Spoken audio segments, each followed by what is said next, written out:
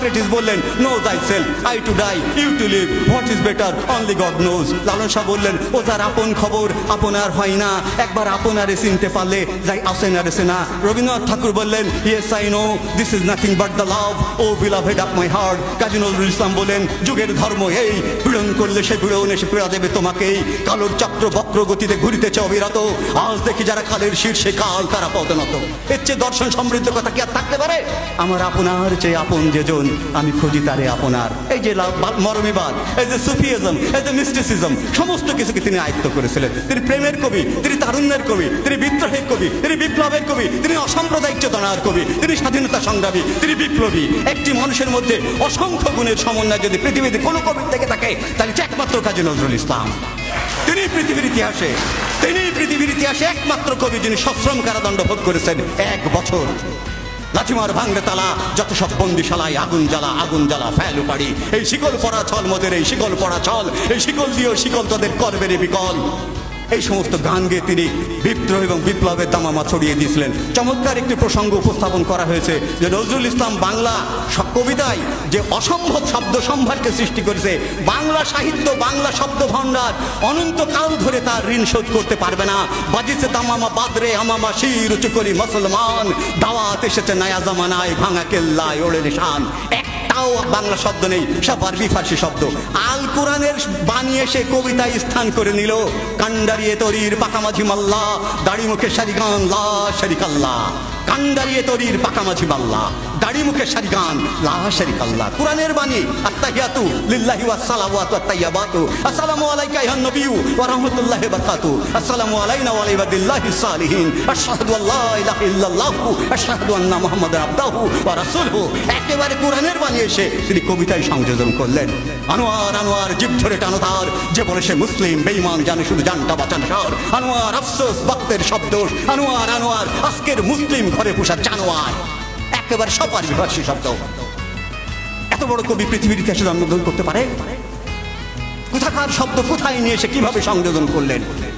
আমরা গর্বিত জাতি, যেমন একটা কবিকে আমরা পেয়েছিলাম। অসাধারণ একটি প্রবন্ধ উপস্থাপন হয়েছে। প্রবন্ধটা যদি আরও কলেবর নিয়ে উপস্থাপিত হতে পারত, তাহলে আমরা আরও সমৃদ্ধ হতে পারতাম। সব কিছুই আছে, কিন্তু সবগুলো পাঠ করা সম্ভব হয়নি। আমরা কাজী নজরুল ইসলামকে স্মরণ করতে এসেছি। স্যারকে, প্রিন্সিপাল স্যারকে অসংখ্য ধন্যবাদ দেব। এমন একটি সময় উপযোগী, যুগ উপযোগী, সমসাময়িক প্রেক্ষাপটে কাজী নজরুল ইসলামকে উপস্থাপনের জন্য তিনি আমাদেরকে দিক নির্দেশনা দিয়েছেন। আমাকে ব্যক্তিগতভাবে একা পেয়ে 2 দিন বলেছেন, বাংলা বিভাগের সব ছাত্রছাত্রীকে কিন্তু নিয়ে আসতে হবে। অবশ্যই আমাদেরকে এই সব ধরনের অনুষ্ঠানে থাকতে হবে, কারণ আমাদের জাতিসত্তায় দুটো সত্তা, দুটো জিনিস। সবার হৃদয়ে রবীন্দ্রনাথ, চেতনাতে নজরুল। যতই আসুক বিঘ্ন বিপদ, বাধা হোক প্রতিকূল, আমরা কি তাহলে সবসময় রবীন্দ্র নজরুলকে বুকে নিয়ে পড়ে থাকবো? গিয়েছিলাম কলকাতায়, সাথে ছিল হেমায়ত সাহেব। আমি এক জায়গায় যে বলে ফেলেছি, ভাই দাদা দেখি প্যান্ট শার্ট পরে মোটরসাইকেলের বেশ ভাবের সাথে বসে আছে। আমি বলছি, দাদা আমি একটু রবীন্দ্রনাথের বাড়ি যাবো। বলতে, রবীন্দ্রনাথ আপনার কি হয়? ওই যে গুরুদেব বলিনি, রবীন্দ্রনাথ ঠাকুর বলিনি।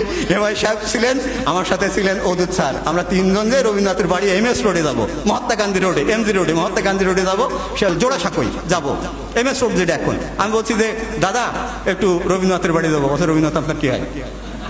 সব বনাশ করেছে। আমি একবার লাজবাব।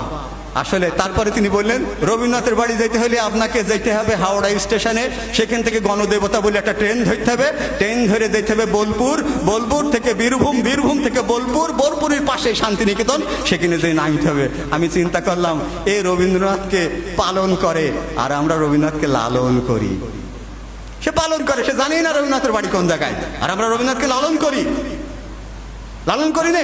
প্রতিদিনই আমাদের জাতীয় সঙ্গীত ধ্বনিত হয়ে থাকে। আমাদের যখনই রাষ্ট্রীয় সংকট, তখনই বেতার এবং টিভিতে রবীন্দ্র এবং নজরুলের দেশাত্মবোধক গান, দেশাত্মবোধক কবিতা আবৃত্ত হয়, গীত হয়ে থাকে।